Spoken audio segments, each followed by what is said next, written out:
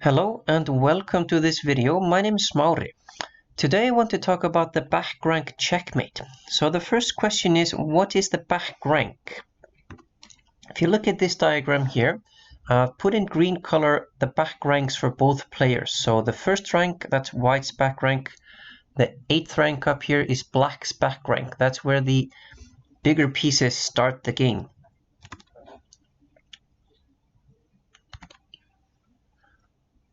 Alright, in this position here, which is an endgame position, white is now going to do a back rank checkmate with the move rook to d8. Notice how the pawns on f7, g7 and h7 are preventing the king from escaping. So that's why this is checkmate. Also notice how white has pushed the g and the h pawns one forward so that he can escape any back rank mates himself. Alright, now here we have a position from the US Championship in 2016 between Akshat Chandra and Fabiano Caruana, who now castled. So now after 9 moves, notice how both players have not pushed their f, g and h pawns. They are there in front of their kings, in front of their kings to protect the king. So this is an opening position. Later in the game, you might want to push those pawns. And I'm going to show you the exact same game, only a little bit later in the game. So here, after 21 moves, white now on move 22 plays the move h3. And notice here how both players have created what we call in chess Luft, an escape square for the king, so that if there comes ever check on the back rank, and then you might escape to that square, h2 and h7.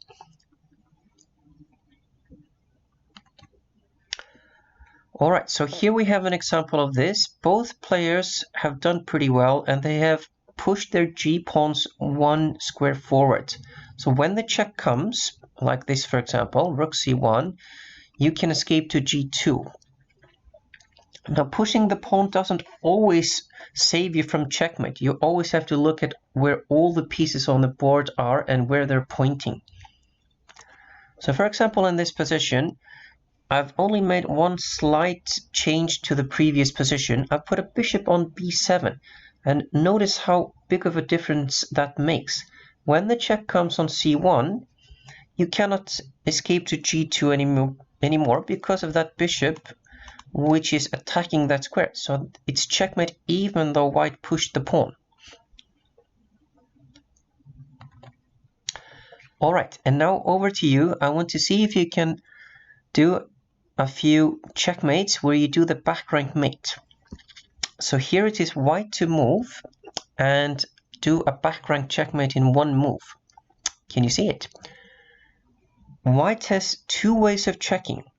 First of all, he could play queen c8 check, which would be a back rank check, but it wouldn't be mate because black can simply escape like this.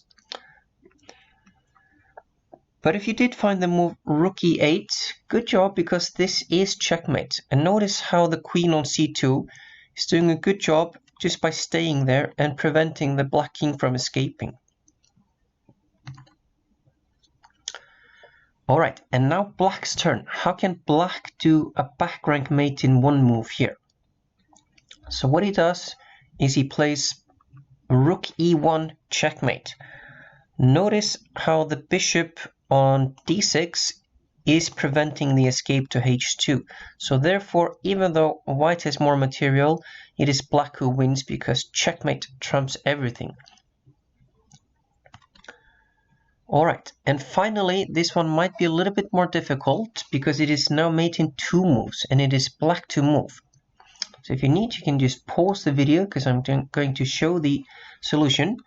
Black does a beautiful queen sacrifice with the move queen takes e1, giving up his strongest piece because white's only reply is to accept rook takes e1, but then black can take that rook as well, and that is checkmate, back rank mate.